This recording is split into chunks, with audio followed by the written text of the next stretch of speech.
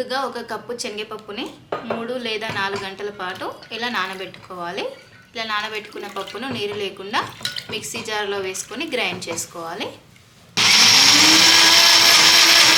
కొద్దిగా వాటర్ని యాడ్ చేసుకుంటూ గ్రైండ్ చేసుకుంటే త్వరగా గ్రైండ్ ఈ విధంగా గ్రైండ్ చేసుకుంటే సరిపోతుంది. ఒక కప్పు లేదా కప్పున్నర పిండిని యాడ్ చేసుకోవాలి, రైస్ పిండిని. ఇందులో ఒక ఆలుగడ్డని ఇలా చిన్నగా కట్ చేసుకున్నాను, ఇందులో ఇది వేసుకోవాలి. కొద్దిగా శనగపప్పును, నానబెట్టిన శనగపప్పు ఇది కూడా ఇందులో వేసుకోవాలి. క్యాబేజీని ఇలా చిన్నగా తురుముకోవాలి. ఒక ఆనియన్ని ఇలా చిన్నగా కట్ చేసుకోవాలి. కొద్దిగా జీలకర్రని, కొద్దిగా కార్న్ని కూడా యాడ్ చేసుకోవాలి. ఒక క్యారెట్ని ఇలా చిన్నగా తురుముకున్నాను, క్యారెట్ని కూడా యాడ్ చేసుకోవాలి. కొద్దిగా వాము, ఈ వాము ఘాటు చాలా బాగుంటుంది దీనిలో. ఉప్పును కూడా యాడ్ చేసుకోవాలి, ఎందుకంటే ఇది మనకు యాంటీబయాటిక్ లాగా. పసుపు హెల్తీకి చాలా మంచిది.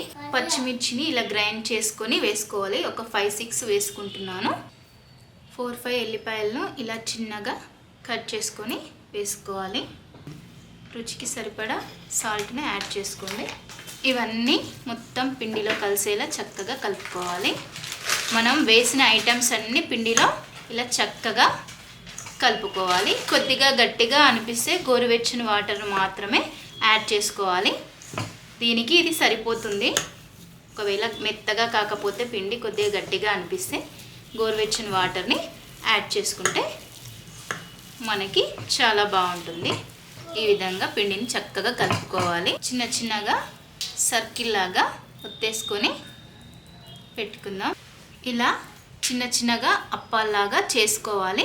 కడాయి పెట్టేసి కడాయి వేడికాగానే మనకి డీప్ ఫ్రైకి సరిపడా ఆయిల్ని ఈ కడాయిలో వేసుకోవాలి. ఆయిల్ వేడికాగానే మనం ముందుగా అప్పాలాగా చేసుకున్న అప్పాలని ఆయిల్లో వేసుకొని చక్కగా గోలించుకోవాలి.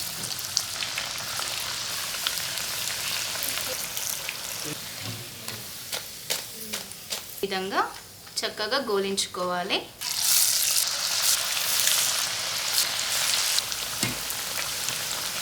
ఇవంటి ఇష్టం